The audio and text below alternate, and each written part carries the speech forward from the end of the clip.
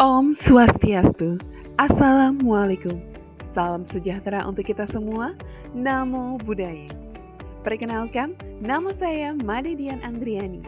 Saya merupakan CGP Angkatan 9 yang berasal dari SMP 6 Abang. Pada kesempatan hari ini, saya akan memaparkan tentang kesimpulan dan refleksi modul 1.1 tentang filosofi pendidikan Ki Hajar Dewantara. Menurut filosofi pendidikan Ki Hajar Dewantara, pendidikan dan pengajaran merupakan usaha persiapan dan persediaan untuk segala kepentingan hidup manusia, baik dalam hidup bermasyarakat maupun hidup berbudaya. Dari apa yang sudah saya pelajari, ada beberapa hal yang saya percaya tentang murid dan pembelajaran di kelas sebelum mempelajari modul 1.1. Di antaranya, yang pertama, guru mendominasi proses pembelajaran atau teacher-centered. Guru bertugas mentransfer pengetahuan dan keterampilan, sehingga posisi guru seakan-akan satu-satunya sumber belajar bagi peserta didik di kelas. Siswa harus mengikuti apa yang guru perintahkan, sehingga pembelajaran berpusat pada guru. Yang kedua, dalam proses pembelajaran masih terfokus pada ketercapaian materi dan mengutamakan aspek kognitif. Jadi, selama ini saya berpikir bagaimana peserta didik memahami materi yang saya ajarkan dan mengerjakan tugas dengan mendapatkan nilai yang bagus. Saya merasa berhasil jika siswa mendapatkan nilai kognitif di atas KKM. Yang ketiga, guru masih menganggap suasana belajar yang tenang, siswa disiplin saat belajar adalah hal yang terpenting. Yang terakhir, motivasi belajar siswa rendah dan kurang aktif di kelas. Ada beberapa hal yang berubah dari pemikiran atau perilaku saya setelah mempelajari modul 1.1.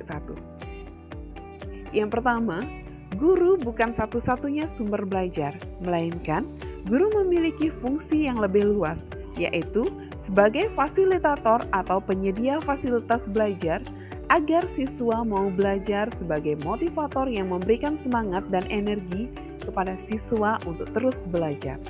Selain itu, guru harus mampu mengelola kegiatan belajar siswa, memposisikan siswa sesuai dengan minat, potensi, dan kemampuannya, dan juga mampu mengevaluasi keberhasilan belajar siswa, baik proses maupun hasil.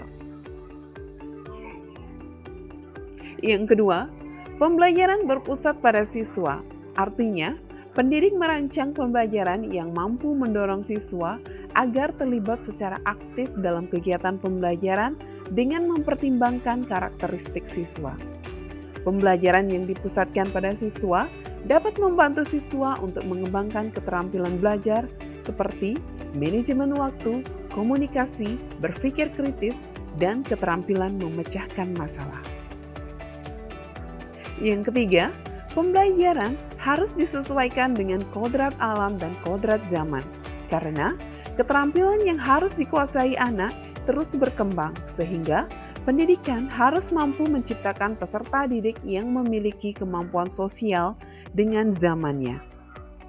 Misalnya, saat ini teknologi berkembang dengan pesat, maka peserta didik harus bisa mengikuti hal tersebut tanpa mengesampingkan karakter diri dan budaya di lingkungannya.